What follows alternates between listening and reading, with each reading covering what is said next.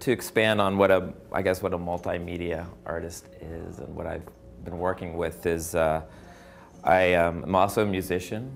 I do composition. I do things in video art, sound art, and drawing and photo and sculpture and stuff like that. I kind of want to go over the basics, like the elements of what this installation is about, and then go over some of the concepts and ideas.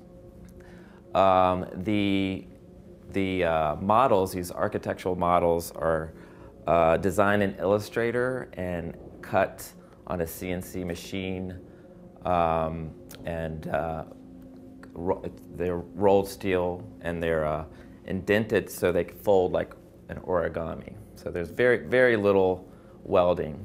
The same with the pedestals.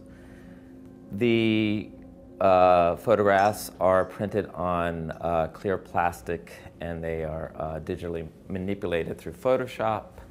The drawings are pen and ink on architectural paper. The sound is from field recordings as well as sounds downloaded from the internet. And the aromatherapy is from a diffuser, and the smells are cedar, pine, and cinnamon. And then some of the lighting is LED lights, as well as the lower wattage bulbs dimmed, and then these are hand blown glass with crystals inside of them.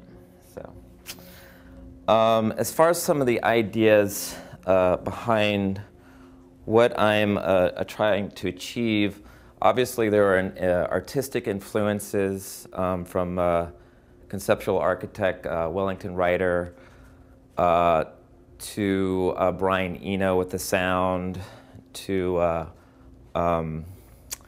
whole host of others.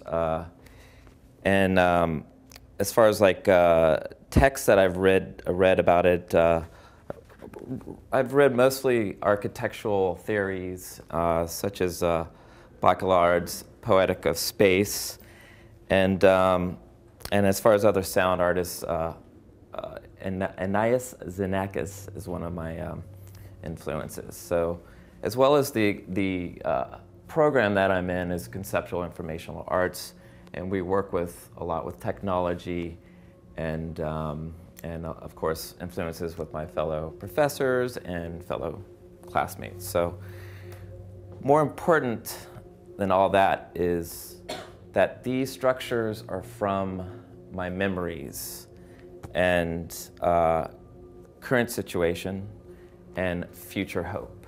And I like to explain my memories as something like the phenomenology of space. I like to call from Bachelard's explanation of what phenomenology is. To me, is like the spirits, the memories. Every single building represents a building that I've been in. You know, there is a common dark thread throughout all of them, from the oppression of a religious, you know, background to a deteriorating home. But there is also hope that I like to convey in like more experimental architecture, such as the culture center. So each building, such as this is a commerce building, which represents commerce and building and you know, offices and places I've worked at, and also my kind of hatred towards corporate America as well is in there. There's a home, and the home is probably what I mine most of my memories from. And when I talk about phenomenology of space, for instance, if you think about your grandmother's attic, you don't think about the wood that it's built, but you think about the memories and the ideas and what it evokes. Even if you walk out here and you look up and you see the library being built, you don't necessarily think about the concrete and the steel and the glass. You think about, you know, what that means in memories of past libraries. Like, I grew up in Washington, D.C. I can think about the Library of Congress and the Smithsonian and stuff like that. So I'm pulling from these memories. We have the spiritual center, I grew up as I had a divorced family, and they were a different kind of religions, from Judaism to Catholicism to Baptism. I was like shuffled around. Sundays was really confusing to me. So, and so I kind of like, with these small little structures, I kind of own what I want my spiritual building to be about. And I have the bridge behind it is sort of like a bridge of connectivity of different factions of religion and spiritual centers, and so that's kind of what that's partly about. The building of the cultural center with the atrium of open-mindedness, the vessel of knowledge, and the tree clock is just, it gets closer to the idea of like hope and utopia. Like, what would be a good center?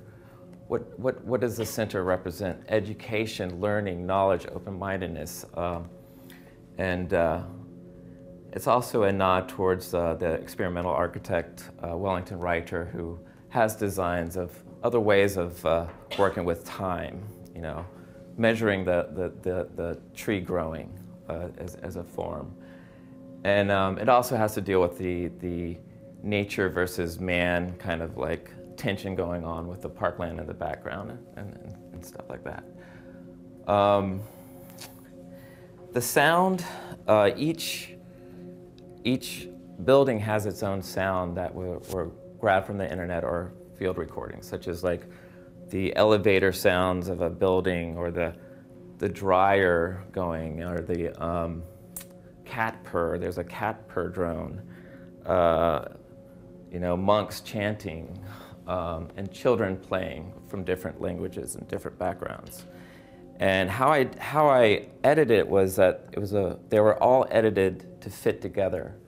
So it's like a matrix of drones that are, if you listen closer, you can hear some of the particulars, but if you step back, it's all supposed to be kind of in the same kind of frequency and be a meditative of sorts. The smell is also supposed to evoke olfactory memories. The sound is supposed to evoke oral memories.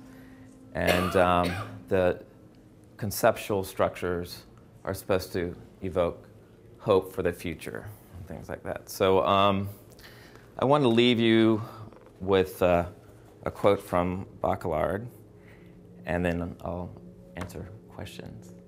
So Bakelard says, "If I were asked to name the chief benefit of the house, I should say the house shelters daydreaming, the house protects the dreamer, the house allows one to dream in peace."